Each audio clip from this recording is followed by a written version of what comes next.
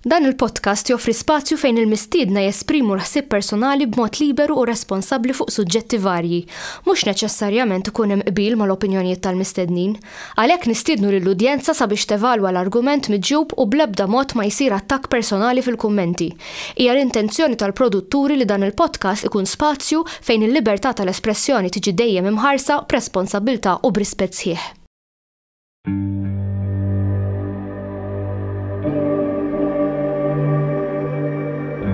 Perhaps we need some outside universal threat to make us recognize this common bound.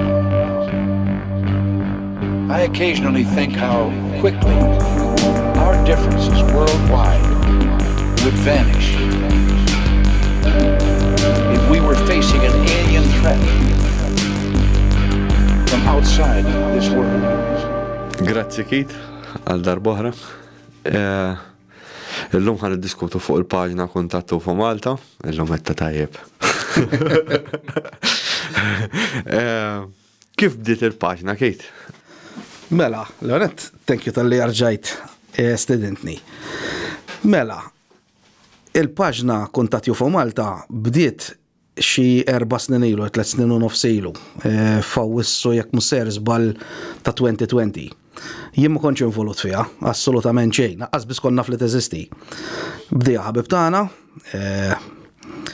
u kienet l-idea li jiġbor sightings lokali u ovvjament jixxerjhom ma' following lokali ngħidlek. Kif nafu sightings huma hawn Malta bejn it-tabulijaw. Ġifieri kif titkellem u tajt rajt UFO, whatever għajlu literate, narġaw nibdew kulħadd bil-ħars bil-kraħ u kulħadd jitaqbik. Allura hawn dik iċ-ċertu stigma u n-nies ma jħobbux jitkellmu, llum qed niltaqa' ħafna magħha jien dil-ħaġa. Dil-podcast kienet ħafna nies jitkellmu. Sajan, dil-podcast kienet strumentali għal dawn l-affarijiet biex in-nies jibdew jitalmu, jiftħu naqra għajnejhom u they put aside the jokes, ftit ta' ġifieri, imma ħafna ġifieri li għataw stigma kbira u li jippruvaw jitnejku bin-nies, ġifieri kif tiftaħ ħalqek jitnejku bik. Sfortunatament, imma insomma, anyway, issa nitkellmu fuq aktar il-qoddim. U da, bażikament, insomma, il-page għal-bidu kienu jitellaw ritratti, misidentifications u ħafna minnhom, per eżempju niftakar darba minnhom kien hemm post. Ma nsejt xi stilel kienu, ma nafx hekk xi Ryan Belt, ma nafx xi ħadd tippostja insomma li radaw il-UFOs u n-nies jgħidulek stejjer ġifieri, jgħidulek rajnihom mixjin ġifieri. Għadi fil-verità jekk tara min jifhem u min għandu idea ta' Orion Constellation kif inhi għax dana tinduna li hija xi ħaġa naturali. U mbagħad kien hemm dik il-post tal-Holy ta' Johnston, x'ismu bħalissa? Hooligan. Hooli, insomma, llum il-ġurnata. U dika kienet ħanajtek naqra iktar minn nies bdew kienet kredibbli u kienet interessanti ħafna jiena ġifieri għad niżallum. Naraħħa dik ngħid isma' konvinċenti jew pa' speċi, allura kien hemm bdiet tiżdied naqra żgħira l-following. Imma sfortunatament is-sightings hawn Malta mhumiex xi ħaġa li dana inti xi ħaġa stabbli ta' kuljum, fimt? U insomma, u għadda żmien u jiena u dil-persuna ltqajna. Konna ltqajna jiena, inti, kien hemm Mirko, insomma, minna event żgħira bejnietna u ltqajna. U kummentajtlu dak iż-żmien għatlu, ma nafx hekk tiftakarx għatlu bdlu minn hemm għatlu dak il-profile picture. Għalli t-talli tamilli wieħed, għatlu, mela bil-qalb kollha, u l-lum paspeċi blejaja u blejaj tools illi u Photoshop u hekk. Għatlu ħana millek xi ħaġa jien. Insomma, għamiltlu il-profile picture, niftakar u xejdu l-cover. Il-cover, iju. U fil-bidu nsejt x'kont għamilt minn għalli għamilt Malta, Bjufo, insomma, whatever. U mbagħad għalli isma' li tiċ għalli intiked minn għalli paspeċi għalli tibda tuħsieba. Għatlu, vera, għatlu però għatlu Mux ħan ibbażaħatlu fuq sightings Maltin biss. Għax ma tagħmilx sens u għatlu xejn għatlu nżommu aġġornat in-nies issa kif hawn dan it-topic qiegħed ħodd bħalissa u inti taf inna mit-2017 law fl-aħħar. 2016. Ngħidu 16, ma mis-17 Minn kien hemm ħarġu likjaw Elizondo. Ta' Podesta. Ta' Podesta, eżatt. Ma mbatlu Elizondo. Batlu Elizondo. U bħal speċi għallu issa qiegħed ħodd topic issa ċans li bħal speċi fimt make hay while the sun shines jgħidu. U għattat mela, orrejt, għat mela la bħal speċi issa għet involut fija dil-paġna, għat mela ħanibda nixbor l-informazzjonijiet li s-soltu nżomma lija, għattu nibda n-post jom ximkien, u nagħmel repertorju ta' informazzjoni biex il-followers ħanajtek jibdew ovvjament ikunu aġġornati. Jiena nipprova nkun kif ħanaqbad ngħidilek neutrali kemm jista' jkun, ovvjament jiena nesprimi il-ħsibijiet tiegħi wkoll, ġifieri, ġeneralment meta taraw l-intella poll, il-paġna ġeneralment ma tivvotax fil-poll u nivvota bil-profile tiegħi b'kejtellu bil-Facebook tiegħi, ġifieri għax jiena ma rridx li bħal speċi jekk jien appoġġejt mistoqsija.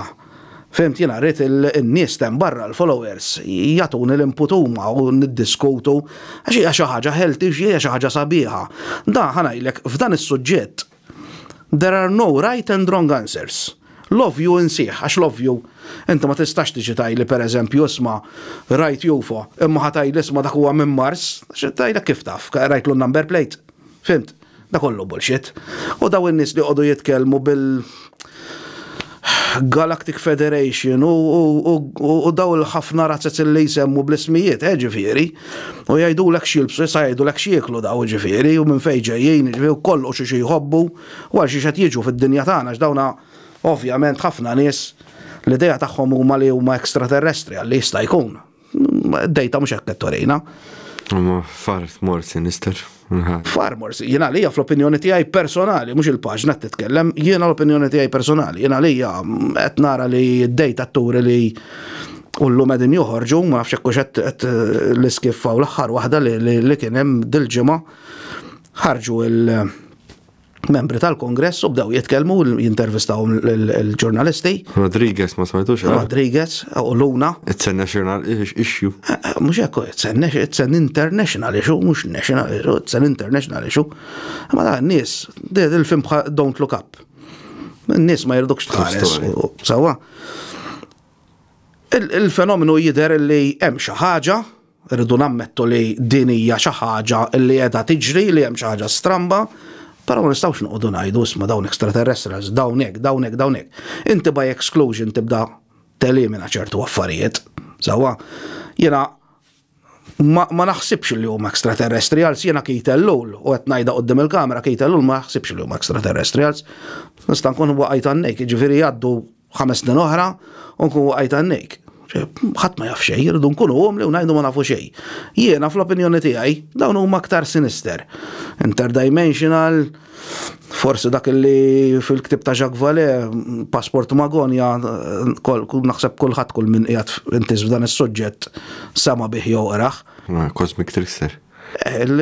Dak x'ismaw Cosmic Joker jgħidu li hemm u tagħmel sens ġifieri li hemm xi ħaġa, hemm consciousness universali li dina bil-Malti jitħares lejn id-dinja tagħna li hija dimensjoni tridimensjonali li entertainment aħna lihom Disneyland.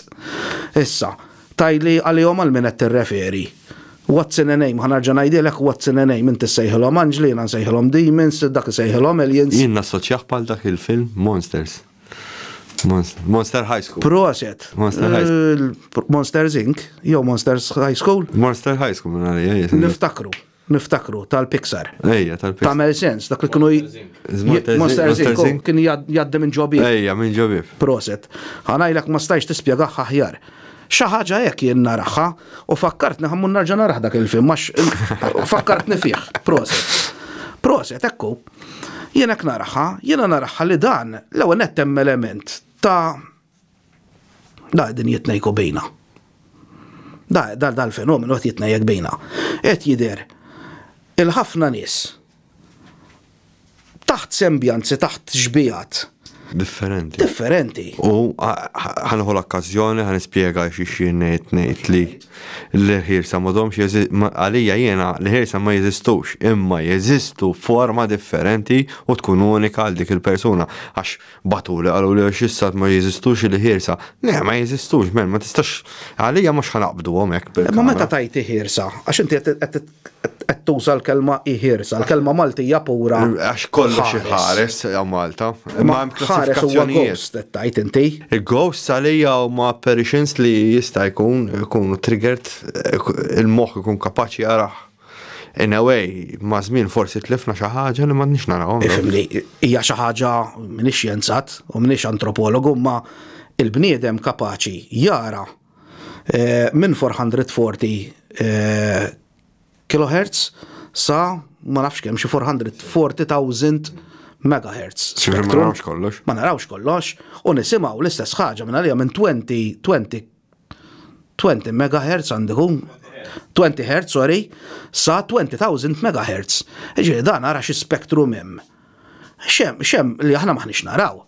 Per eżempju jiena għattus tiegħi ġeli jkun fuq ċina, u tara jibda jħares lejn xi ħaġa, tara ħares lejn xi ħaġa, tajli qed jara ħares le, qed jara farka, qed jara dust particle qed ittir, jista' jkun ma jminix nara. Anki l-klip. Anke l-klip. Aħħar darba bdejt nara kelba sejra hekk, bdejt nixxellu s-sjedda. Mhux hekk. Kienet nemusa ma bdejx nisma'. Issa pereżempju ħanajlek ħaġa oħra. Xi ħaġa sempliċi u kulħadd jafa. Jekk inti ġiet il-mara u qiegħda barra l-bieb u jien għandi l-kelb hawnhekk. Jiena l-mara tagħmel fujha kemm tagħmel fujha. Minn barra l-bieb jiena mhux ħanxomma. Kelb ħajxomma. Jiġifieri again, da mhux qed nitkellmu x'qed nismaw x'qed nara, x'qed ixomm. Ġifieri anke l-kelb għandu s-sensi tiegħu huma iktar kif tajt heightened minni. Lajnej, l-istess ħaġa bħal wednej, da xirrit ngħidlek jien sajan. Jien irrid ngħidlek li hemm affarijiet. Illi aħna jista' jkun illi bejni u bejnek hawnhekk, min jaf kemm hawn għaddejjin, l netta għaddejjin trasmissjonijiet u microwaves u UV u affarijiet illi aħna maħniex narawh. Sewwa, u min jaf forsi hawn dimensjoni oħra bejnietna li bħalissa għaddej sajan ieħor hawn minn qudiemi. Di interessanti tal-bieraħ li ċempil il-bieraħ. Ma n-nies kif tkun f'dak il-ħin fil-post u tkun tista' tagħmel eżaminazzjoni tal-post biex tkun tgħid 100%. Dak tal-bieraħ li qedlek tifadda u l-ħabat ma xi ħaġa. Ħana jilek sajan. Jien, bir-rispett kollu, jiena bnidem xettiku ħafna u tafni kif jiena ma niblax kollox. Kulħadd jixtieq jemmen f'daw l-affarijiet, ġifieri hemm dik il-wishful thinking illi inti temmen illi hemm l-aljeni, hemm daw il-UFOs. Jiena mhux nemmen xtajt il-page. I don't believe, I know. Jiena naf li hemm xi ħaġa l-fenomenu huwa reali. Imma rrid inkun li biżejjed jiena li rrid ngħid li jiena ma nafx x'inhu. Ekku. Jien ma nafx x'inhu. Jien nista' nispekula, nesprimi l-opinjonijiet tiegħi, x'inha wara kollox, kulħadd għandu dritt tal-opinjonijiet tiegħu, però li noqogħdu ngħidu. Again, għandhom id-dritt jgħiduhom dawn l-affarijiet, imma jiena ma naraħiex li tagħmel sens illi inti għandek fenomenu, sewwa, illi ħadd ma jaf xejn fuq, u jiġi xi ħadd u jiġi jgħidlek għax dak ġej minn hemm u għax dak qed jagħmel hekk, u jiġi fid-dinja tagħna għall-baqar. X'jagħten. Taf li qed jiġu. Ismani, meta tgħidli di taxxjaten, terrabjani. Meta tgħidli di taxxjaten terrabjani, għax jiena ħanarġa' ngħidilek. Jistgħu jkunu xjaten. What's in a name? Inti x'inhu xitan u x'inhu anġlu? Angelos, il-kelma Griega, angelos, x'inhu angelos? Cattle mutilation qed nikteb paper fuq. Ejwa għatli.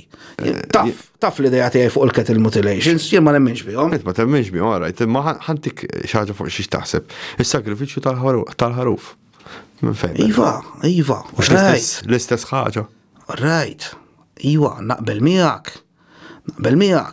U d-dieb, għaliex daw dejjem l-alla dejjem ridu d-dieb, dejjem ridu l-enep, u dejjem ridu l-imbejt, u dejjem ridu d-diem daw. Fimt? Għaliex daw l-allat antik dejjem talbu daw l-affarijiet minn ant il-bniedem.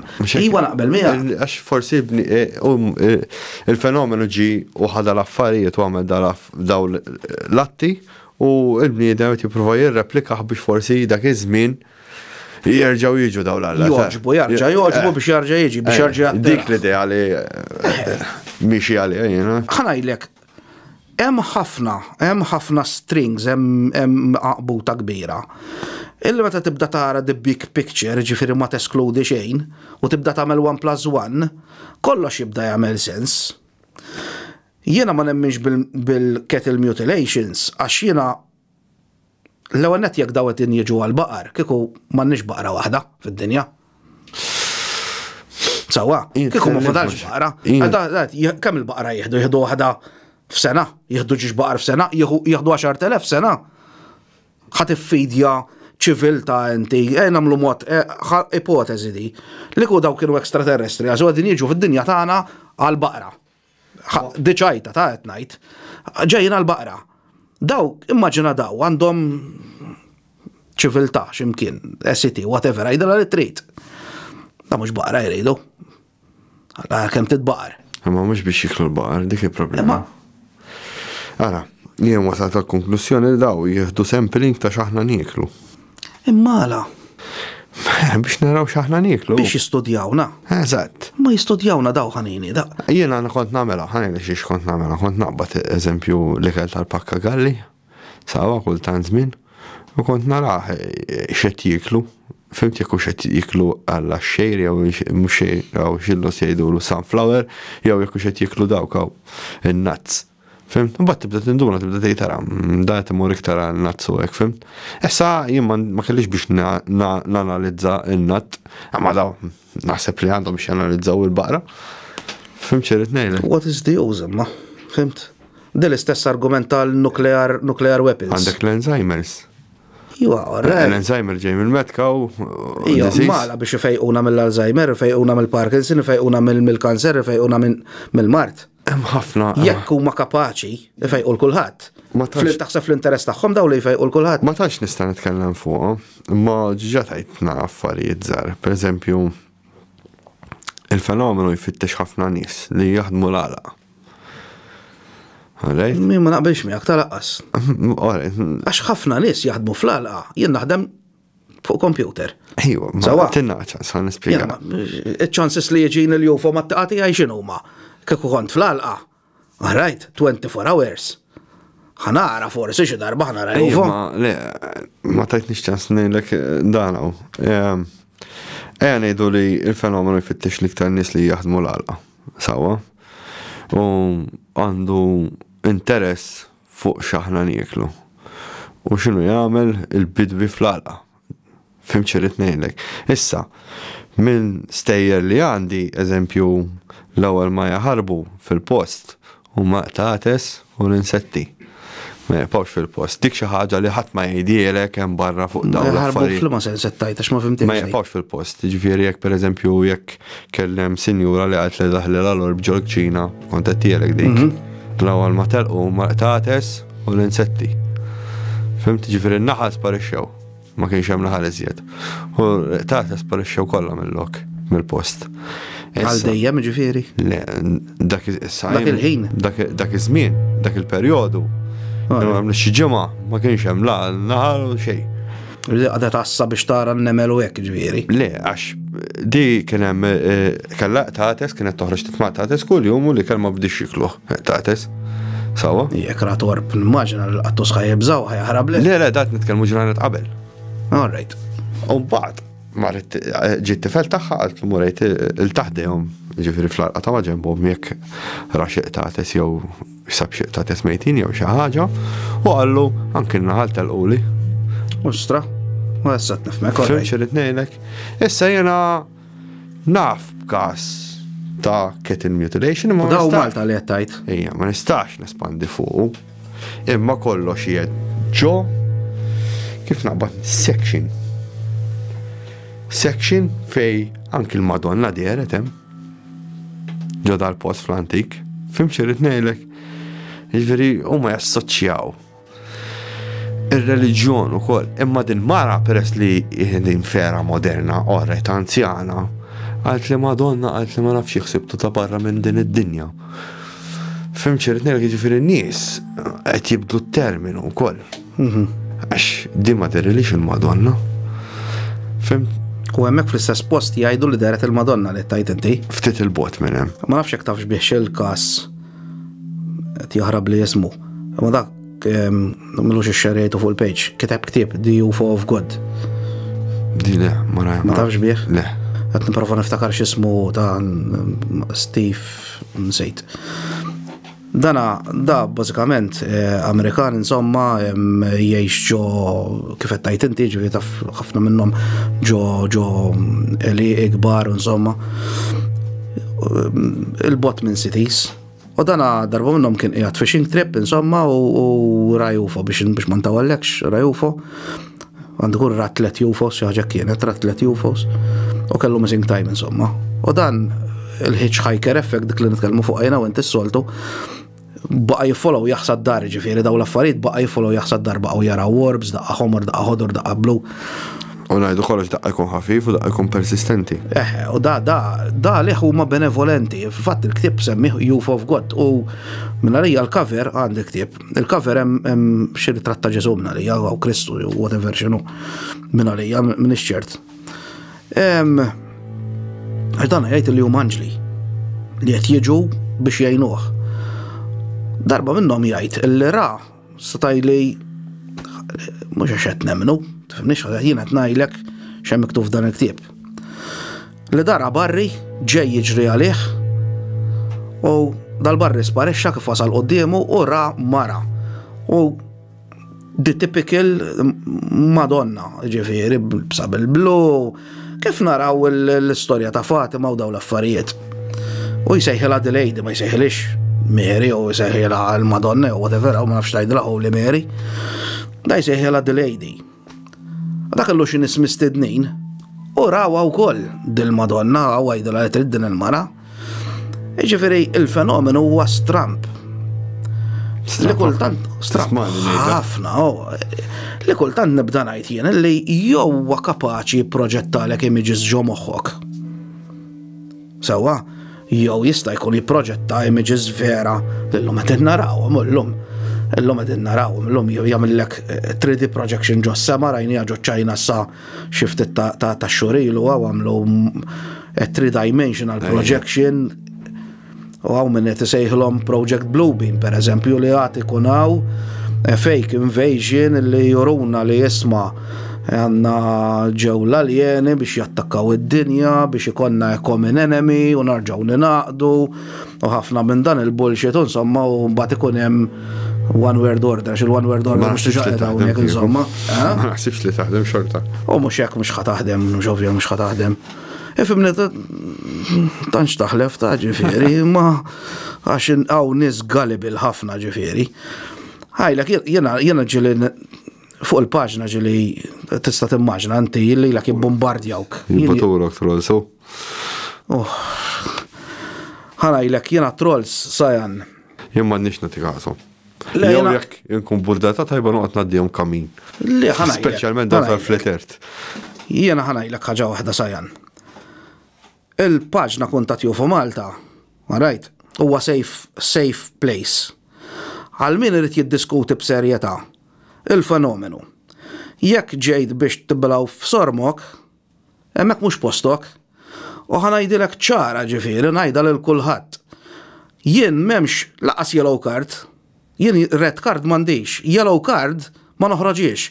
Għax jien mal-ewwel wieħed jien tarani nikteb bil-Malti, u tis-sekondi kemm ħajdum hemmhekk dak il-kumment u kemm ħajdum il-follower, ġifieri jekk ikun follower, għax ħafna minnhom daqas ikunu followers. L-ewwel wieħed li jikkummenta li nibda naraħ jiblaw f'sormu bħadd ieħor jew jitrolja jew ċajta naċċettawha ta' ġifieri ġieli anke jien ċajtajt. Imma l-ewwel wieħed li jibda naraħ jitnejjek bin-nies jien ma nittolleraħiex ħadd mu tannejk. Rajt jien naqbad dak il-ħin inkellmu bil-Malti ħalli jaraħħa kulħadd, imbagħad block ben ma nafx hemm whatever hemm options kollha biex jiġifieri dal-bniedem laqqas jara l-paġna kollha niklikjhom. Jiena mhux qiegħed hemmhekk għall-followers. Taf sirt nara wkoll eżempju fuq il-page tagħna, Mirko, ma nafx jekk innotajtix int ukoll. ġili kommenta xi ħadd u mbagħad iduru il-followers l-oħrajn kontri. Xek, mela, xek. Ejja, ma ħanajlek xi ġri sajjan ukoll. Ekun hemm xi ħadd illi jitfa' kumment redikolu ta' baħnan prova jdaħħaq. U n-nies is-serji u hemm ħafna followers il nieħu pjaċir narhom jikkummentaw u narhom jiffollowjaw u kull post kważi li nitfgħu tarhom jikkummentaw fuq u tieħu pjaċir tara d-diskussjonijiet u tara tibda tarhom. Jien anke bniedem illi ma jaqbilx mal-idejat, nieħu pjaċir jiena ħansemmih bismu ħabib tiegħi personali Ramon Kurmi. Naf li qiegħed fl-Astronomical Society ma naf li għandu xi row fl-astronomija. Jien hu biex meta naħi kommenta bniedem intelligentissimu xettiku għall-ostja ġifieri da ma jemminx da jektajlu extraterrestri da l-imbarazz jgħidlek naqbel ħafna miegħu fuq dawn l-affarijiet jien. Hu biex nisimgħu jikkommenta għax jgħallem in-nies. Għax in-nies meta jibdew jgħidulek ċertu ċuċati, ċertu affarijiet. Nies bħal da li jkun jifhem. Jena ma nifimx fistilel, ma nifimx daw l-affarijiet. Kif nista' jena mun nuqot ngħid nies bħal Ramon, per eżempju, nuqot ngħidlu jien li għandek żball. Għandek żball xi ġifieri da bniedem illi jistudja l-astronomija jien ħammur immerih jien. Fimt? Tas kemm jista' jmerri li xi ħadd fuq fotografija pereżempju li hija l-linja tiegħi. Sewwa, jien ma jistax immur immerri xi ħadd fuq futbol meta jien naqqas naf x'inhu ballun. Fimt? ċertu nies, b'rispett kollu, ċertu nies jibdew jikkommentaw u jippruvaw jirredikolaw il-ħadd ieħor. Dik ma naċċettaħiex. Dik mill-ewwel intajjarhom minn fuq il-paġna jien. Għax jien hemmhekk l-idea tagħna kienet li hemmhekk ikun safe place. Mhux biżżejjed hemm stigma fuq dan is-suġġett. U jien għalhekk sajjan. Ħafna minn dolur, Ħanajlek nies illi ma jifhmux u ma jiffollowjawx is-suġġett. Allora, palma jien ma nifollowjax il-futbol, ma jifollowjax da s-suġġett, naċċettaħħa nifhimha, nirrispetthom, li jitqu ma jdejjaqnix laqas. Alright, li jitħa ma jdejjaqnix, li titnejjek bija ddejjaqni, li titfali ċajta, jien anke sħabi, anke ġieli sħabi tax-xogħol jien iċċajdaw miegħi. Fimt? U ħbieb tiegħi oħrajn ġieli anke familjari jien għax inti moħħok f'dal affarijiet. Missieri. Ejja, familjari qed ngħidlek jien, familjari ġieli jiċċajdaw miegħi fuq dawn l-affarijiet. Da sekx fiha. Ma fiha xejn ħażin, ma tipprova toqqani għannejk. Le. Li fuq page pubblika li nħalli lil kulħadd jikkummenta, inti niġi nattakka lil sa jankassar u ngħidlu għax intek nitnejjek bejk. Xbejn da baqtali lem. Kien hemm wieħed għalli minn l-ossja taħseb li jien. Sfortunatament. Jien kien hemm persuna reċenti, followja l-paġna, ma nafx kif kien jaf li personali, bat li friend request, indunajt li ġifieri l-istess persuna li għadu kemm għamel like bat li friend request, aċċettajtu b'forma ta' kortesija, għabba tikellimni private message, tkun qiegħed law fiex tkun birra, kafe, whatever, bil-qalb kollha. Ġimgħa wara, ikkummenta fuq post u qal jien għandi ritratt qalu jien għandi storja u xekk jiena ktibtlu bil-prudenza kollha, ma nafx hekk indunajtu x'jien dejjem nikteb jiena u l-kollega tiegħi niktbu dejjem bl-Ingliż għax hemm following barranija f'daqqa waħda da. Qabel kien hemm ma nafx kemm kien hemm 400-500 follower, illum hemm 1700 follower. Fim da f'temp ta' 6 months. U telajn. Xiex? U għadhom telajn. Da f'temp ta' 6 months ġifieri.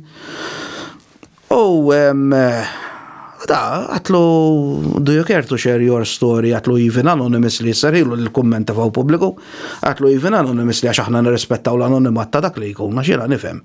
Għaw min ma jkun xerrit juri wiċċu. Għatlu t-xerja r-ritrat maħna. Ta' xalli.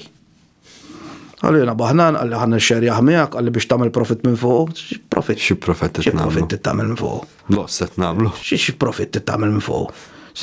Jien għatta ma nafx kemm ħin jien nifollow jalija personali.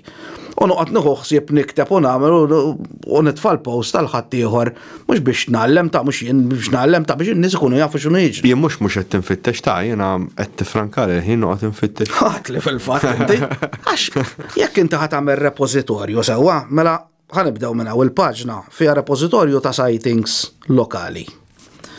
Fiha repożitorju ta' knowledge throughout history, l-ufologija ta' throughout history kultan nitfa' post, u per eżempju dil-ġimgħa tfajt fuq il-Black Knight Satellite. Black Knight Satellite. U daqqa per eżempju jkun hemm anniversarju ta' event. Dik ma naqbilx magħha tal-Black Satellite. Debatable, u fimni dika kien hemm Nikola Tesla kien qal ma insomma whatever dika suġġett tal-darb'oħra. Ġifieri da hemm repożitorju, forsi n-nies ma japprezzawhomx dawn l-affarijiet, ma hemm repożitorju ta' li aħna din nitolbu l-feedback tan-nies. U l-feedback tan-nies huwa dan.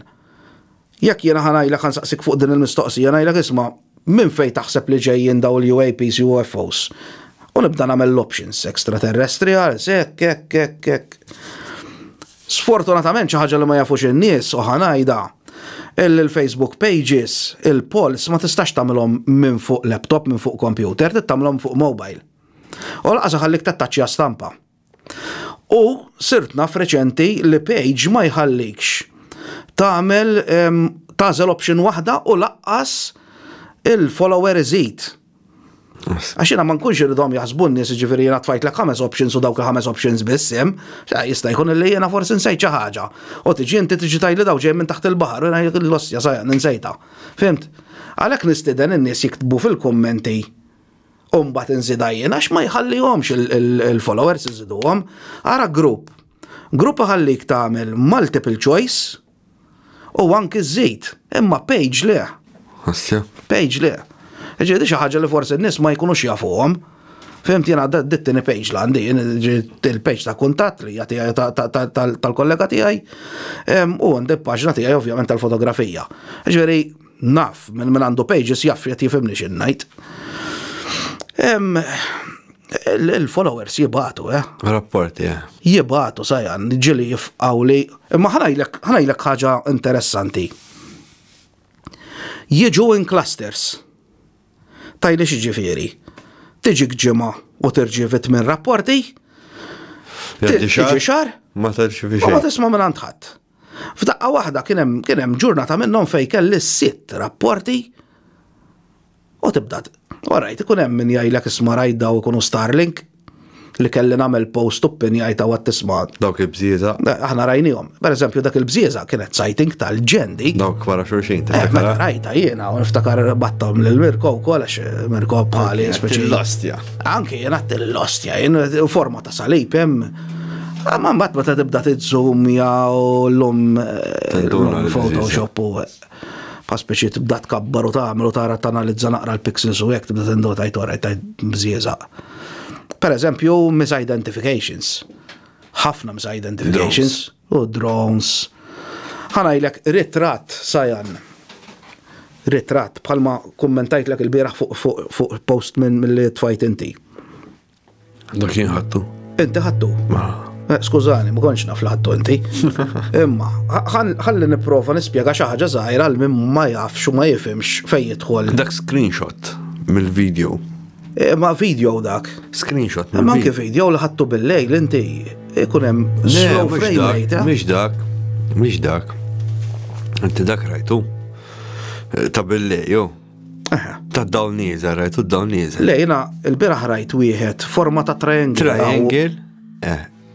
Pjaneta u dawn nieżel. Le ma rajtux.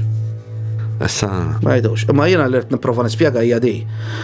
L-ritratt huwa differenti minn video, anke video jista' jkollok misidentification, imma ritratt.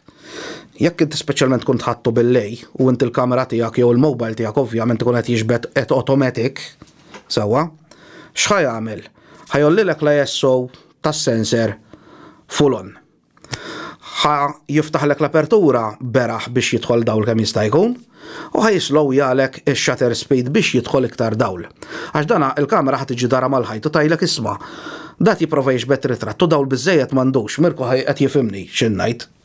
Jiġi triangle. Għalax ħajjiġri bozza stilla kif inti mexxejt tikka żgħira millimetru l-mobile ma ditx stilla saret line. Immek ikollok tnej fejn xulxin kieku jiġu tnej li huma lines. Jiġu żewġ lines. Imma waħda. Le, jekk ikollok waħda stilla u l-oħra line mela le. Sakemm l-oħra ma tkunx miexja. Waħda triangle qiegħda. Sakemm l-oħra ma tkunx miexja. Waħda triangle u l-oħra. Le ma rajtux, mux qed niġġudika dak ir-ritratti tajjin. Ta' billej waħda wieqfa qiegħda u l-oħra triangle. L-istess ritratt u hemm id-dawn niżelek. Orajt le bħarba rajtu sajjan ġifieri. U liħor li tellajt kien fid-daw screenshot mill-video li tellawhom fuq il-paġna wkoll għax tkun interessanti. Għalhekk battulok kien dak ir-ritratt tad-daw nieżel għax dak vera kieku kienet. Gas dawn rajtu. Kieku kienet ġifieri ċaqlaq il-kamra jew il-mobile. Kieku kienet tiġi qed ngħid li huma mżelġin. U dawl kien jiġi mżelleġ ukoll da qed ngħidu wieħed triangle u l-ieħor tont pjaneta. Orrajt, hekk iwa. Huma jiena qed nikkommenta għax ovvjament. Jien nisma' rajtu bħarba. Jien nibgħat ir-ritratti lilek, inti tgħidli smara din hekk u hekk u mbagħad ngħid għaddar boħra, mela. Jiġifieri. Pereżempju ħafna mill-misidentifications. Li tallimni. Il-Mylar balloons. Il-Mylar balloons, ħaġa tal-iskantament, dawk huma one of the top misidentifiers illi hawn fejn jidħol ufology ġifieri. L-ewwel nett il-Mylar balloons huma mimlijin ġeneralment b'helium. Il-helium meta jitla' ċertu altitudni l-atmospheric pressure peress li jibda jiksaħ l-ispazju fejn ikunu insomma iżomm il-helium l-isfel. U ġeneralment xiġri, il-bużieqa tibda timxi. Kif ħanaqbad ngħidilek? Tibda timxi mhux mod erratiku, tibda mixja hekk il-bużieqa. Issa jekk ma jkunx hemm riħ, dil-bużieqa aktar u iktar ħatimxi. Milux ħadd tella ritratt ta' number 8. Mylar balloon blue minn għalija. Hemm fuq il-page tagħna. Naħseb. Le fuq kuntatt kien tellaħħa. Fuq kuntatt, għandikun full-page ta' Ejwa, ta' Arnold u Proset Arnold, ejwa. Meta rajta, għandikun kienu l-Italja. Meta rajta, ħanalizzaħ naqra, sa' zokra kella l-bużija, ġiviri sa' fejt kunem loqda. Kbira kienet dik. Inti reċenti, n-nis jistaw imorru jfittxu fuq il-paġna fuq il-kuntatt jufu Malta minn għalija għal-ħabta ta' Novembru kienet. Jiena stess. Ma nafx jekk tiftakarix, kont qiegħed photo trip ġo Venezia. Ejja. U dana qiegħed bit-tripod qiegħed quddiem il-gondolas ġo Pjazza San Marco, il-famus ritratt li jiġbed kulħadd ta' dawk il-gondolas jiċċaqalqu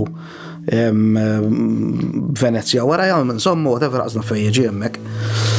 U dana nistenna l-exposure tiegħi, qed niġbed long exposure ta' xi 2 minutes u qed nistenna l-kamera u mda ħares l-emmula u fil-bot hekk. Koppla ta' xi ma nafx x'inhu knisja jgħidilha Letrejt katedral ma nafx x'inhuma. Nara xi ħaġa, da fid-dawl tinsiex fid-dawl tax-xemx, nara xi ħaġa gold, isfar, silver, naraħħa tleq u sewda insomma qed narħa wieqfa. U bajta ħares leha u qed ngħid dak x'inhu. Ħadd ir-ritratt u għad ħanħu 2 oħra insomma u narġa' ħares leha. F'daqqa waħda daq minn hawn mexa u ġie qudiemi faċċata u ġie fuq il-koppla ta' knisja oħra illi din il-koppla ta' knisja kellha statwa tal-bronza u aħdar insomma tgħidli x'inhu m'għandix idea. Mill-bot kien isu Mercury jew Nike insomma, naf li kellu xi ħaġa xi paġuna ma' wedneħ. U qed naraħħa ħdejh da, u kienet kbira sewwa. U qed batt il-body ieħor armajt l-70-200 illi ħanajtek hija zoom lens imma fuq full frame tibqalek 200 mm għalhom mhix zoom kbira imma dejjem aħjar minn għajnejja. U rnexxieli ġifieri nixbet ritratt. U meta it-zoom jgħid digitali ġo fih, bdejt nara xi ħaġa, bdejt nara figura, hemmhekk qiegħda fuq il-kuntatt UFO Malta. U bdejt ngħid il-lostja, bdejt ngħid hawn x'qed nara jien għax dana. Ma tinsix da rajtu wieqaf hemm. Ħadd m'għanduna biha inti biss. Le, jien biss indunajt biha. Balla turisti ġifieri warajja qed jaralek dik. Jiena rajtu minn hawn mexa hawn. Till-ostja jien attak x'inhu jien, taf x'inti. L-ħaġa li għamilt kif tħall ġol kamra, ftaħt il-laptop niġri download jgħid dawk it-3 ritratti. Ta' bdejt nidżum, bdejt ngħid da x'inhu. Għatta rajt ħananalizzaħ b'mod ta' persuna illi kont qiegħed ġo Venezia li rajt l-ambjent ta' madwari. Xi ħaġa li nnotajt forsi dik il-ġimgħa li kont hemm jekk jien.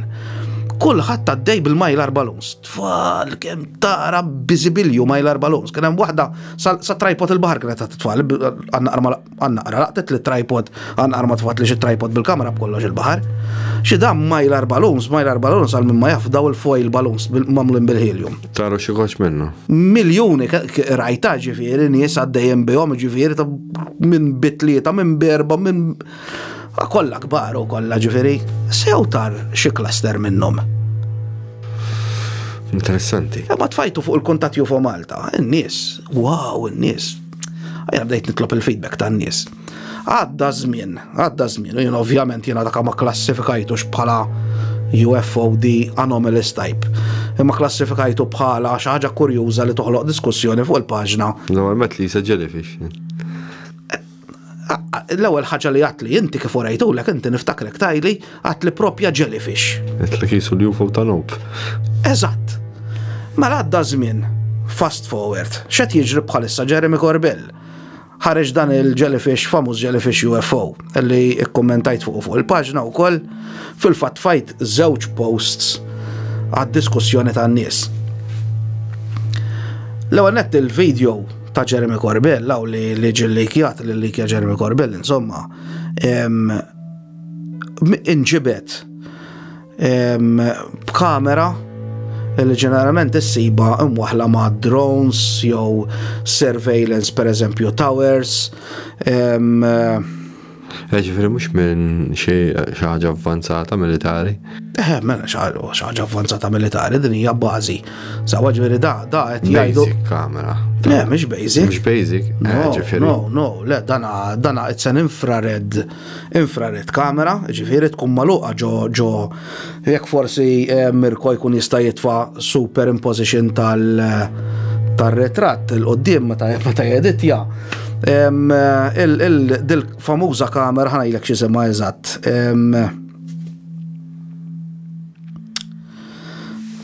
Palma jkollu Thunderbolt u hekk. Le, ħanajlek eżatt. Wescam. Jgħidula Wescam. U da hemm xi modelli MX-15, MX-20 insomma, u dan ġeneralment issibhom tara ħafna ritratti fuq Google ukoll ikunu waħlim jew ma' drone, military drones qed ngħid, jew aeroplani. Pereżempju nafx hekk tiftakruh x'kien hemm dak il-filmat tal-drone illi għadda il-fighter Ċiniż u sprejjalu il-petrol fuq. Dak bl-istess kamera miġbud. Biex intikom idea forsi s-samirko jitfaħħa superimposition, din hija case. Dome. Sawa? Illi di għandek gyroscope inti. U din il-kamera ddur 360 degrees u ddur ġo case. Issa. L-ewwel kummenti għaj l-lum forsi I-retrated, ġifieri narġa' neħdu lura, narġa' nibla kliemi, għat bird poop, ġifieri ħarja ta' ħamiema fuq il-lens. Jew xi teba. Għax jiena kif rajtu. L-ewwel video, biss konna għandna. Imma t-tieni video laqas nikkonsidra ħaġa t-tieni video dot sewda hekk isa nemusa għaddejja. It-telet video jkun interessanti. Jekk dak li qed jgħid li niżel ġol baħar u mbagħad raġa' ħareġ u talaq 45 degrees. Dak hemmhekk ejwa, hemmhekk jekk nara dak il-video ngħidlu warrajt. Nilaq dak kollu li għad. Ma jiena meta tibda. Ġifieri huma jgħidu li hu niżel ġol baħar u reġa' talaq. Ejja. Jeremy Corbell qed jgħid li l-istorja li ġiet miegħu dan il-video huwa li fl-aħħar tal-video dal-oġġett. Waħda kemm rajna s'issa tiegħu. Rajna ġiex videos. Imma kemm kienu twal? Ma nafx x'għandi. X'huma jgħidu xi 17 jew 18 minutes. Ma nafx kemm huma twal insejt. Jien analizzajt wieħed minnhom li oħra I didn't bother to analyze għax dak kull met naraw dot sewda. Ma sti kienet baxxija mal-baħar. Ija. Jista' jqasu kull istess soġġett li qegħdin naraw. Imma l-istorja li ġiet miegħu dak il-video huwa dan. Li da bażikament l-ewwel it cross dead base insomma li qiegħda ġol Iraq. U mbagħad għaddiet minn fuq il-baħar. U mbagħad niżlet ħanajt eżatt kelma b'kelma x'qal Jeremy Corbell. Niżlet ġol baħar u dawk it-tentacles ma tafġux, ġifieri issa mhijiex bħal jellyfish normali, immaġinawhom tal-ħadid. U id-nies qed jgħidu li ddiskrivewhom bħala xi ħaġa scaly, jiġifieri issa għandha skwam ta' ħuta. U din iżlet ġol baħar qed jgħid Jeremy Corbell wara ftit raġa' telat u meta telat mill-baħar telat eżatt kif niżlet mingħajr ma bidlet il-forma tagħha u telqet 45 degrees u sparixxiet. Ma tagħmilx sens il-forma Ma tagħha. rajniex. Il-forma tagħha ma tagħmilx sens ta' flight. Le rħilu l-ebda forma ma tagħmel sens ta' flight sa. Ġifieri ma tistax ikun. Ma nafx li huwa dron konvenzjonali jekk hu dron. Ara, jekk qegħdin nitkellmu DUFO the anomalous type, l-ebda shape mija tagħmel sens ta' flight. Lew net il-kelma flight minna nnifisha. Hemm ħafna tipi ta' flight, għal-lift jew propulsion. Ġifieri, jew għandek screw bil-ġwienaħ illi inti ħajtellek u jollek il-fuq, jew inkella titfa' xi ħaġa lura biex inti jippropeljak il-qoddim. That is the typical flight. Sewwa? Meta daw il-famużi UFOs the anomalous type, alright, li reali biex niftehmu, ftehemna għal xi qed ngħidilkom, dak li m'hemm spjegazzjoni għalihom. Daw, they're not flying. Fil-fatt anki, di, kontatta meta kont mistieden fl-ewwel fl-episode number 9 tiegħek. Bidlu l-om isimhom minn unidentified flying object. They're not actually flying. Laqqas, wara bidlu għal UAP. Għal UAP. Unidentified aerial phenomena. Illum unidentified anomalous phenomena, ġifieri laqqas raġaw neħħew il-kelma aerial. L-għanet illum qegħdin naraw li huma transmedium. Jgħaddi minn ġol baħar isu mhux xejn. On domain. No drag, no xej. Da ġifieri rajna anke pereżempju jidħol ġo vulkan, pereżempju, kif tista' tispjega dik? Isti dik naqa' diffiċli m'għandna x'taf minn ir-release jagħhom dawk. Iwa, naf. Diġà kien hemm tal-aljeni. Dal-ġejmi Mawsa, ħajmi Mawsa Għalhekk qed ngħidlek issa kull ħaġa li qed jitfa' hija questionable. Jiena għalija dak qatt memmentu, bir-rispett kollu leħ, ġifieri dak qatt memmentu. Imma dal-aħħar tafa dawk il-videos tal-vulkan vera kienu fucking interessanti. Imma dak mhux hu biss ta' tifahom dak hemm ħafna videos tal-vulkani ta'. Għax ma bdejhom. Ma ħafna videos tal-vulkani sajjan ta' ġifieri mhux Ħajme Mawsan bista. Għajlek jiena Ħajme Mawsan jien kien telef il-krittu miegħi dak meta kien qal li kellu dik il-fer insomma, kellu fer balzmata. L-Ossjan sejx Steve Quayle għamel għandek. Sabiħa kemm sabiħa u affaxxinanti kemm affaxxinanti l-istorja. Ejja kamman. Dak li jgħid li sapi ġganti wkoll, sapi ġganti u l-feri, sapi ġganti, rasta ġgant daqsta bniedem. Le, dak Steve Quayle. Steve Quayle ħadimhom dawk. Meta għamlu X-ray fuq għaw dak, sabu li kienet mimlija wires u mbarazz. Bħal daw il-mummified aliens, insomma, sabu li. Karti kien. Le, mhux karti. X'karti? Mhux karti. Mamulin minn vera minn laħam ta' bniedem tan-nimali. Ma sabu anki karti, paper. Jista' jkun. Għax tant kien fihom imbarazz. Wire, ġifieri minn kollox. Aħna għadna mill-ewwel, tiftakar? Ejja. Kif rajthom hekk.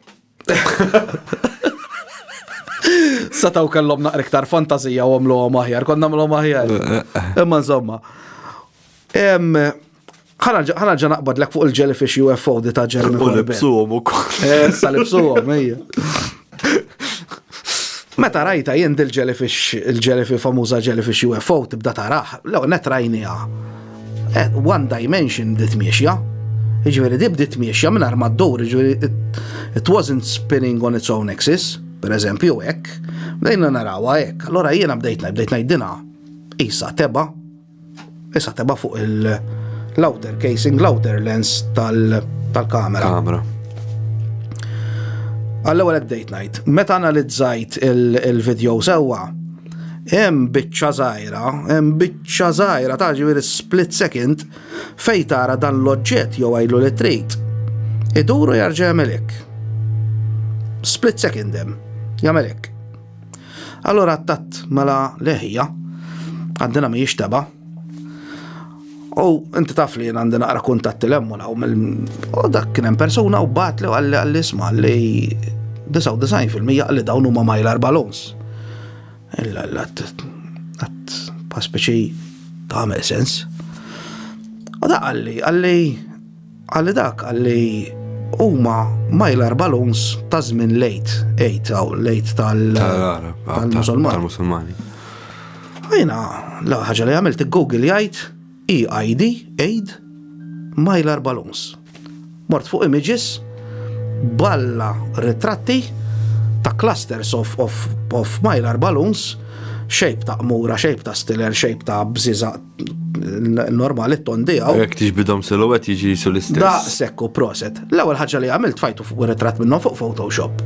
Niżiltlu naħħejtlu saturation ġifieri għamiltu black and white, naħħejtlu l-exposure kollha, ġibtu iswed ġifieri qatt nilgħab bil-channels u l-imbarazz bil-levels, u kif għamiltu silhouette, kif għamiltu iswed bħal ma jidher da eżatt l-istess ħaġa nara.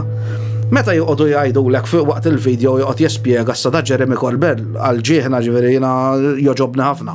Ma ġieħna Jeremy Corbell għal min ma jafx da fotografer. Da beda bħala fashion photographer. Ġifieri, qabel ma sar ġurnalistu tal-ufoloġija, da kien fashion photographer u videographer. Ġifieri jaf x'inhi exposure ta' kamera. Meta inti tibda tara dal-oġġett jibdel il-kulur insomma jibdel l-intensità tiegħu minn iswed għal abjad u jiġi trasparenti, dik hija l-automatic exposure tagħmel automatic compensation tal-exposure against il-background. Allora kif il-background ukoll qed jiskura meta tibda tara dawk il-bushes. U l-bini. U l-bini, tibda taraħ l-oġġett qed jiskura bada jgħidlek it was kif hawn jimmetizzaruh kif tajt jisteltja. X'jisteltja? Alla dak l-exposure. Allora anke l-ħaxix beda jisteltja. Jiena ma kommentajx fuq għax għadda b'dilema.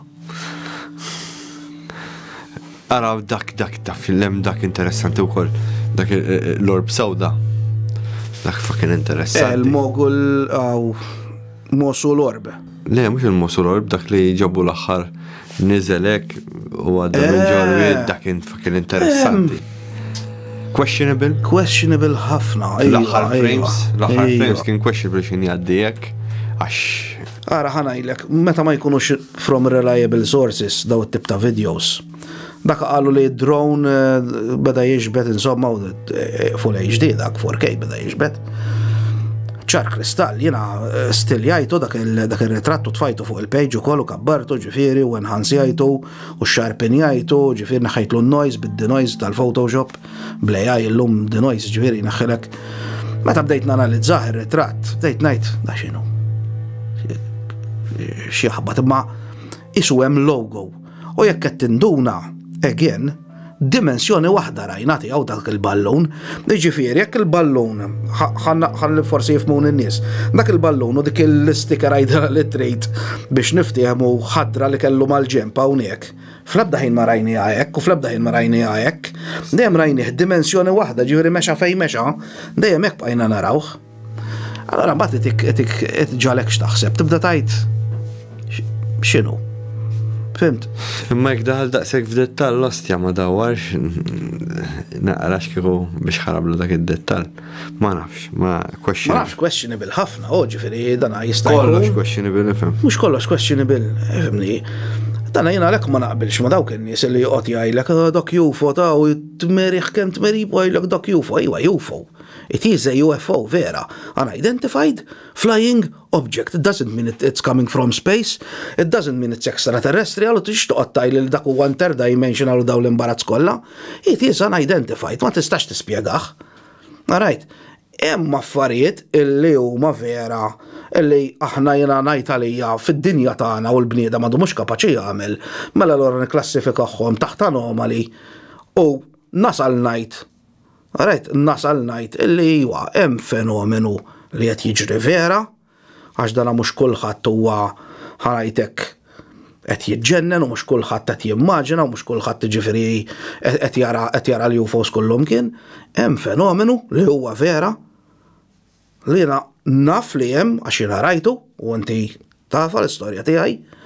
Jiena bdiet għall-bżieżaq jew għajdilhom li trid illum nsejħilhom żiżaq ta' Venezja qed ngħidlek. Ma klassifikajtuħx taħt anomalu, jien klassifikajtu taħt b'xi ħaġa li ma nafx kienet, imma 99% kienet a cluster of mylar balloons. Però li rajt fit-2007 dak żgolli le, dak naffiċċert. Naffiċċert, jekk qatt m'għandna xejn fid-dinja tagħna l-bniedem għadu ma vvinta xi ħaġa li tagħmel dak il-movimenti u l-affarijiet li għamlet. Blej jirnexxinna nirranġaw il-video li għandi. Le, possibbli Mirko. Jiddependi x'video għandek u. Kieku jissib il-video oriġinali forsi. Kif ħansibuh il-video oriġinali? Imma għen ta' Mirko, l-AI x'ħatamillek. L-AI ħassiblek comparison ta' affarijiet li huma close tagħha. Mhux hekk. U ħatibnilek fuq xi ħaġa li jitaf.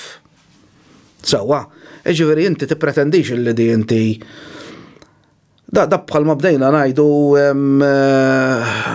għal daw in-nies li jgħidu li jaraw sorry forsi ħanajda jaraw il-Madonna u jaraw il-Ġesu u derilhom Kristu jien minnhom.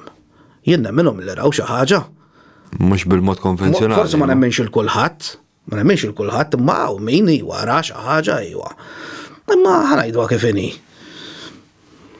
Jista' jkun l-istess fenomenu qed jimmanifesta ruħu u li l-ek qed jidhirlek bħala pereżempju għala bniedem ta' ċertu reliġjon jidhirlu mod u bniedem ta' ċertu reliġjon ieħor jidhirlu mod ieħor. Fimt? Jiena u li kien hemm miegħi u qed jgħid li huma anġli u affarijiet oħra u jiena qed nara xi ħaġa teknoloġika. Inti qed tara xi ħaġa nuts and bolts inti ewwel inti bdejt tara xi ħaġa teknoloġika kif qed tajt inti biex niftehmu qed tara teknoloġija aeroplan ħajlu li trid. Għalih liħor jisum. Ranġlu, jew ra xitan, whatever. Xi ħaġa Spiritwali. Fimċi li t-nerek ġifri. Għalek sajja, il-fenomenu naħseb illi manifesta ruħu skont kif tara d-dinja inti naħseb jienu di għattilek l-istorja tommi. Meta kienet żgħira kienet għadha xebba ġifier qasbis taf il-missieri.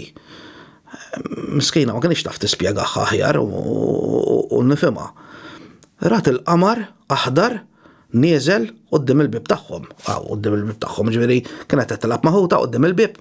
U qalet li rat il-qamar aħdar nieżel ġovjan istridda qegħdin nitkellmu ta' sliema. Ġifieri inti taħseb li l-qamar niżel għaliha ġifieri. Laqas li x-xemx iddur. U laqas li x-xemx iddur. Kieku ddur il-pjaneta kollha. Eżatt, kieku ix-xemx iddur ix-xemx ma tinżilx għal 4 min-nies.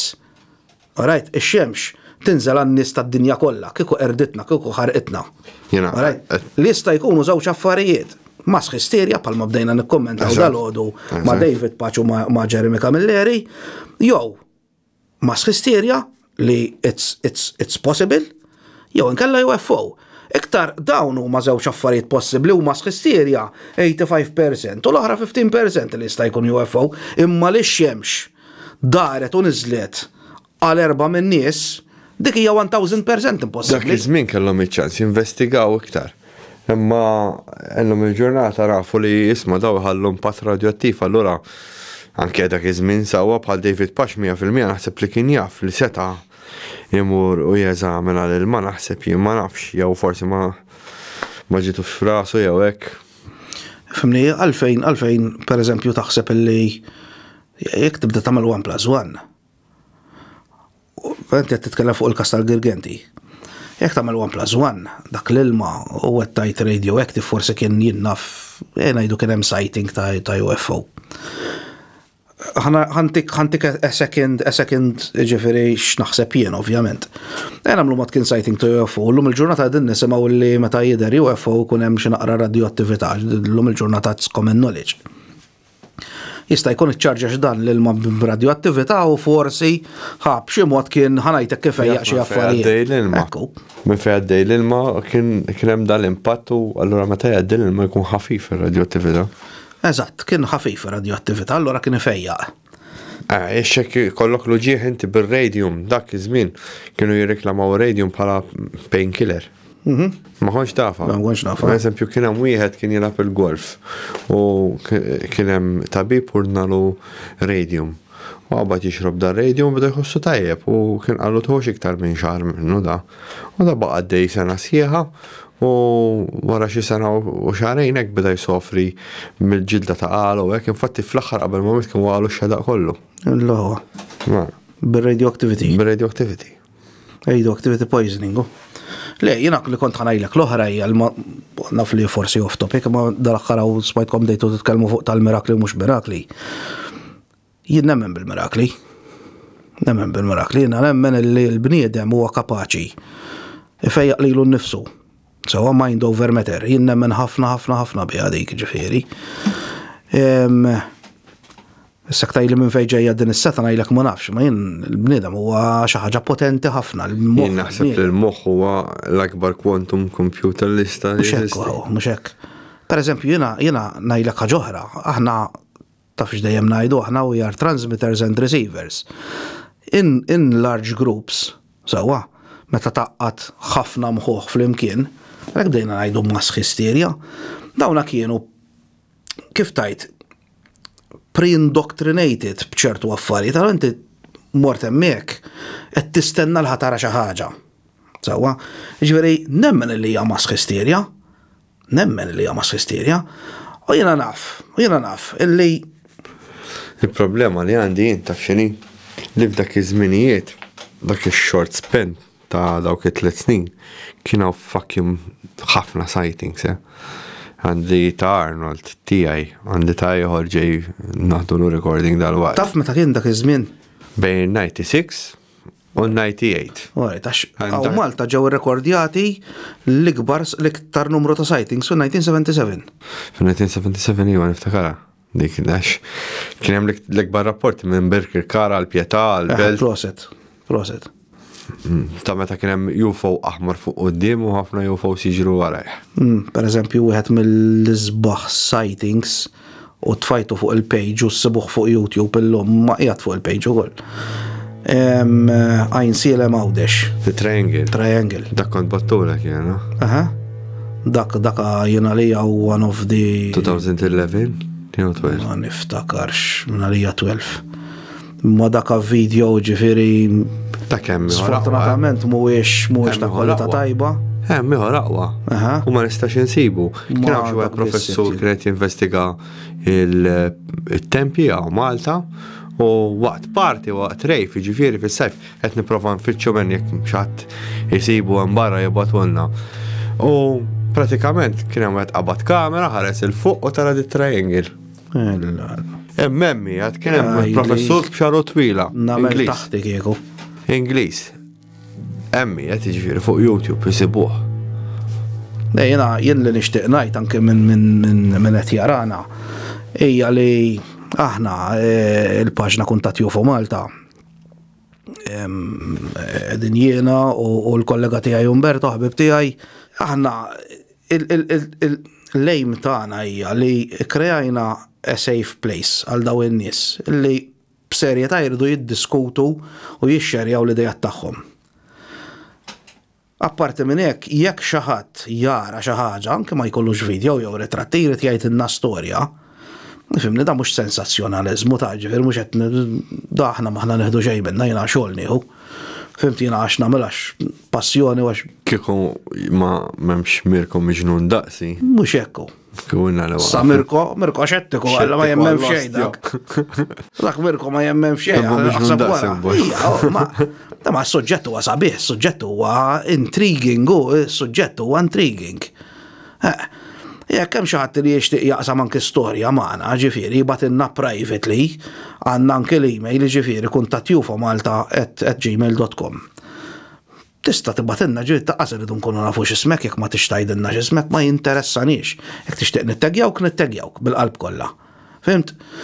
Anzi nirringrazzjaw ma jiena nħeġġeġ in-nies illi they come forward. Se jbatu li xi ħaġa jiena nidhom ibatu l-kit. Ejja naf, ma nafx jien ġieli jgħidu li isma' sajan qalli biex inkellmek. Fimt? Jiena kien hemm nies ta' isma' għandi storja għandi hekk ma nistax tippubblika qilix. Arajtu. Għandi biżibilju fil-messengeru. Ma jien nirrispetta l-opinjoni ta' kulħadd għalkemm jiena nħeġġeġ in-nies għalkemm nifhimhom, nħeġġeġ in-nies illi jekk tridu li din l-istigma titkisser ma tistħix titkellem, tistħix toru wiċċek, jiena meta ġejt l-ewwel darba inti l-ewwel ħaġa li saqsejtni. Tidderjaw niblewrijaw lek wiċċek, kont l-ewwel wieħed. Ngħidlek bija, x'importani jien. Kont l-ewwel wieħed li rajt jufhom il-viċin u ddeċidejt li titkellem u kellek l-esperjenzi paranormali, ġifieri. Mhux hekk għax imbagħad wara toqgħod taħseb dik tal-hitchhiker effect. Daw l-affarijiet li dawk it-tlet każijiet li ġraw li wara jew 4, ġraw li wara 2007. Alright, ma nafx ngħidlek hekk fl-istess sena jew ta' wara. Però li huwa żgur li sal-11 imma sal-11-12 u naf, għax esperjenza minnhom. Kont qed nixbet ritratt ġol belt. Allora għandi ritratt, u naf id-data, għandi l-exif data tiegħu, għanaf meta ġbittu, u naf meta ġrat il-każ, eżatt ngħidlek bil-ħin kollox jekk trid nista' ngħidlek meta ġrat il-każ tal-telefon box tal-Caffè Cordina, dak eżatt ngħidlek il-ġurnata, l-ħin eżatt kollox ngħidlek. Għax kont qed niġbed ritratt, ġifieri naf li kien 11 jew 12. Għadu għandek ritratt. Żgur għadu għandi ritratt. Żgur li għadu għandi ritratt. L-assi dak li taqbada fuq video. Għal-Madonni. Tkun taf x'ħajġri. U dawk ibsin dawk l-ostja li Żgur li ibsad. Milux kont hemmhekk u mort niftaħ. Għal-Madonna biex tibbuta. Biż-żeba tagħha. Bizżeba għalla Schwarzenegger. Ma parti.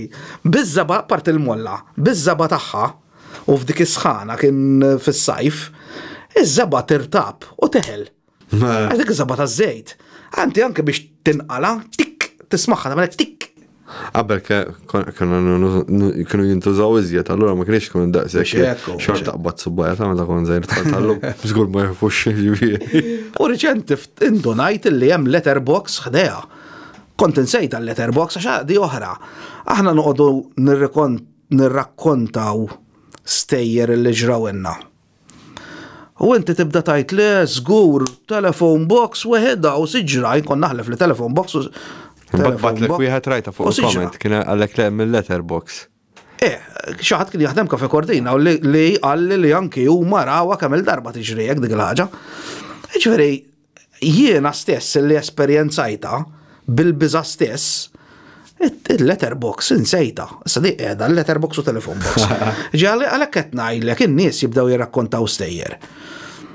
U inti fil-qata u fil-fleċitament u fil-biża u whatever li jkollok fuqek. Ma tihomx tort in-nies jibdew jivvintaw, mhux jivvintaw għax ikunu jridu jikdbu, ma jivvintaw affarijiet għax il-moħħek jaħdem, jew innaqsu affarijiet. Eżempju, jien kieku klikkja li moħħi qabel biex naqbad il-mobile. Nsib il-mobile għax dak il-ħin ma konx naf fejn qiegħed il-mobile. Fuq gaġġa kont ħallejtu. Kieku jien dak il-ħin bat kif rajt il-UFO mal-ewwel bat u mort għal-mobile, kieku għandi l-aqwa video ta' Kristu.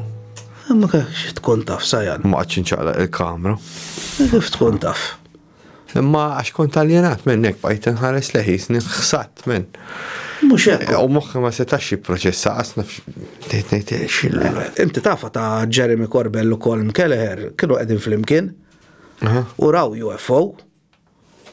U tnej li huma bil-mobiles u tnej li huma ġifieri bl-iPhones, immaġina l-aħħar iPhone, u ma jiġbdux fakir ritratt, ma jiġbdux video, u tnej li huma. L-imbat liħor pinġieħ, niftakar, forma ta' triangle, isa safra, bitlet isom dwal fuq wara. U stess għal Jeremy Corbell, għal l-lum qed nifhem għal kif, kultant in-nies jgħidulek li raw xi ħaġa u tgħidu jew kulħadd bil-mobile fil-but. Għax in-nies jgħidu jgħidulek imma kif ritratti blerjati. Imma ħan isfidak jien. Xejtu l-video. Asfur, għad provajt iġbet ritratt asfur. Itir. Diffiċli. Taħseb li hija faċli. Bxem li jiġu għadu jgħidulek. Naf wieħed imma kaċċatur u meta ma jkunx hawn il-kaċċa mur fotografer jgħod. Ejwa, ma jkollok kamera ħalajtek u tkun taf x'inti tagħmel, mhux billi jkollok kamera professjonali, għax kamera professjonali tiegħek f'idej xadina mhux ħad iġbidlek ritratt. S'ista jkollok l-aqwa kamera tad-dinja. Imma jekk bniedem jaf x'inhu jagħmel u jaf shutter speed x'inhu u jaf l-apertura x'inhi, di anke l-apertura u jaf jiffoka għax dan inti oħra. Jekk inti qed tiġbed ritratt ta' ajruplan. Xi ħaġa tiċċaqla, apparti out of focus ħan nitkellem, issa mhux fuq shutter speed, mhux fuq shutter speed. Jekk jiena qed niġbed ritratt ta' ajruplan u jiena intenzjonalment ma ffokajtx fuq jew kważi ffokajt fuq, l-ajruplan boċċa ħajġi, boċċa orb. U ġeneralment il-bozzot ħaj jimmerġaw flimkien u għandek aħmar u aħdar jew whatever il-kuluri tal-ajruplan. Bniedem li ma jifhimx titrik jaħma l-ajer, tajlu, rajt UFO. U ma fil-verità jkun aeroplan. Kemm għandna ħin? Xin sar? Sija 10 minuti. Nagħlqu. Kif tgħid? Mela kit. Għandna xi events nħabbru d-dati fuq il-paġni tagħna u xek. Le dati għalissa mhux magħrufa żgur li le. Però il-futur, il-pjanijiet tal-futur huma li l-ewwel nixtiequ nagħmlu gathering mal-followers. Ġifieri min jixtieq immorru x'imkien, issa mbagħad nivvintaw xi ħaġa għax hemm min qed jitlobna nagħmlu CE5. La, forget it. Jena out of it. Jena ħanajlek, jena ma nibżax minn daw l-affarijiet. Jena ma rridx ngħidlek li jena xettiku fuq CE5 għax nemmen li hija potenzjalment ħanajtek kredibbli. Jem mhux għalhekk għax inti daw jekk tfittxhom affarijiet ħżiena jiġru. Ma nafx sajjan, ma nistax inkunċert li ħajġru affarijiet żiena. Jiena tal-idea li aħjar jidrulek huma milli tmur toqgħod tfittxhom. Ma nafx sajjan, ma onestament. Di mhix xi ħaġa li għandek kontroll fuqha. Le, m'hemm xejn. Li se qiegħed fil-baħar ma kell fil-baħar. Ekku. Ma m'għandekx kontroll ta' xejn. Ekku, vera. Imma ħanajdu ħanamlu dil-gathering. Għax in-nies qegħdin jitolbuna CE5. Hemm min ġifieri hemm persuna oħra li tixtieq tgħinha wkoll f'dal attività. U l-futur ġifieri l-pjan huwa li wara April għax bħalissa qiegħed naqra żgħira biżi b'affarijiet personali, wara April forsi nibdew nivvintaw xi events. Ġifieri żgur mhux forsi l-ewwel event tkun jew xi CE5 jew xi gathering taqgħu x'imkien jew naf ġo xi jirdum noqogħdu ngħidu ġiex kelmiet quddiem fixkun birra, whatever, ġifieri u ġo restaurant. Whatever, ġifieri, xi ħaġa sabiħa hekk gathering between the followers ngħidlek. Eventually nixtiequ nagħmlu event ġifieri fejn konna a panel of ġifieri ħana jmarriċ nsejħilhom experts. Imma nies li jafu fuq xi ġdin jitkellmu u forsi jkun hemm ħanajtek interaction man nies li tuna pereżempju xi ideat, feedback se nitozzu daw l-affarijiet u niddiskutu. Għana ġiġa għaddamna ġiex invite, Ġifieri. Għal-panel. U le, mhux hekk, da ovvjament għatirdu nitkellmu naqra, di ovvjament magħkom irridu nagħmlu għad il-ħaġa. Jiena oħra xi ħaġa li rid ngħidlek fil-bidunet. Illi meta l-ħabib tiegħi offri li admin, jena għamiltilu ċara, għatlu isma, għatlu inti tafatlu li jena għatlu ma sajjan Ameriku, għatlu għalli fidejk, għalli r-ranġa, għatlu aħna għatlu nissapportjaw il-xurxin. Mxek. Għatlu għax aħna għatlu di aħna għadin namlu missjoni fil-sens, missjoni biex inti n-nies ikunu jafu naqra fuq dan is-suġġett u noħorġu naqra minn din l-istigma minn din il-qoxra. U miex reliġjon, u maħniex nitolbukom l-10%. U apparti minn hekk qed nippruvaw niftħulkom moħħkom li hemm possibiltajiet oħra, aħna ma nafux kollox ovvjament, aħna nitfawlkom l-informazzjoni hemm up to them jażlu x'inhu veru mhuwiex. Ħajlek, sajjan, min jgħidlek li ma nemminx bil-paranormal u jkun reliġjuż. Mingħajr ma jafu qed jemmen fil-paranormal ukoll. Għax allura għalfejn jiena nemmen li hemm da u da ma da u da m'hemmx. Ara jiena ħaġa waħda ngħid. Nirrispetta l dawk in-nies li jemmnu b'daw l-affarijiet. Nirrispettom, ġifieri good luck to you, ġifieri emmen li trid, tista' tmur tadora li baqra. All right? Ġol-Indja jadoraw il-baqar. Anke l-ġrieden jadoraw. Jien nirrispettom. Di ħafna ħbieb Indjani jien, nirrispettom. Ma mbagħad li kif tiġi tirridikolani u tiġi toqgħod tgħidli ċertu affarijiet meta inti temmen b'serb jitkellem u temmen. Jien ma nafx kif jadoraw it-traffic cones. Jadoraw it-traffic cones kif inhi? Ma nafx di. Ix-xavalinga isa traffic cone tkun. Allura ġieli jadorawhom. Issa fimtek. Imma għalihom huwa simbolu tax-xavalinga. Issa fimtek. Le, ġifieri dik bażikament. L-istigma sfortunatament dina ġiet instigated fuq in-nies minant l-autoritajiet ta' ġifieri dina fil-bidu ma ta' bdiet l-ufoloġija u daw l-affarijiet, ġifieri l-ewwel ma bdew jagħmlu, bdew jaraw kif ħajredikolaw is-suġġett, nafuqa Project Blue Book u Ellen J. Hynek ġifieri kien debunker. Jiena meta niftakar ġejt involut fil-kuntatt fu Malta, l-ewwel ħaġa li għamilt, batti email jafu minn qed jarani ġifieri jafxet ngħid, batti email dawl ħafna platforms ġifieri kemm taħseb li ġew lura minnhom, battilhom email professjonali polita kif naf nikteb, kemm ġew minnhom lura. Jagħmlek follow ġiex paġni minnhom l-oħrajn naqqas biss ikkalkulaw konsidraw ma sabiħ hija dieta mbagħad. Mbagħad jitfgħulek aħbar u jaħdu għam il-paġna Kuntatt Fu Malta, ma l-Kuntatt Fu Malta qatt ma jsemmuha, bħal mamlu lilkom ma nafx li ma Malta Today. Ta' min il-Malta Today kienet. U rrid ngħid xi ħaġa oħra fuq tal-UFOs. Meta kellkom il-Joseph Calleja tenur.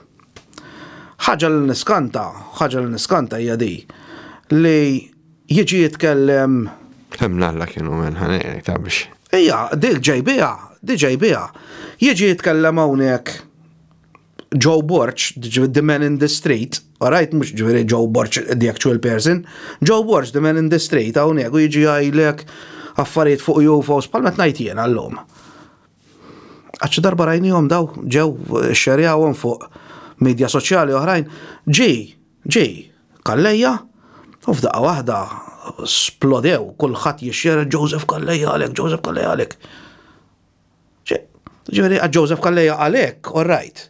Imma ġi Joe Borch hawnhekk, dak orrajt, dak xejn, ma tgħid xejn ċuċati qed jgħid. Di ħaġa oħra. Is-sensazzjonaliżmu lill-ġurnali di li jridu għax ġi Joseph Calleja għalhekk, allura u baddejna naraw ħafna nies jippruvaw jirredikolaw il-Joseph Calleja is-soltu ignoranza kbira grassa li għawġu dal-pajis. U ma nixlob jagħmlu farka li għamlu. Daw ma nies li b'rispett kollu jikkummentaw, jikkritikaw mit-toqba ta' sorma ma xaqqas jafu fuq xi xeddin jitkellmu. Għax is-suġġett ma jafuhx. Is-suġġett ma jafuhx. Kif tista' tikkummenta inti isnijena ħammur fuq paġna tal-futbol. Meta jinqasna f'kuxtont jew kwadru l-ballun. U ħammur noqgħod nikkummenta u nikkritika idejat u filosofiji u affarijiet ta' nies oħra. Ma nistax nifhimhom dawn l-affarijiet. Hija xi ħaġa isu hawn nies għandhom hobby jittroljaw il-ħadd ieħor. X'nagħmlu kitna? Nirringrazzjak sieħbi. Thank you, Meta trid għal kollha.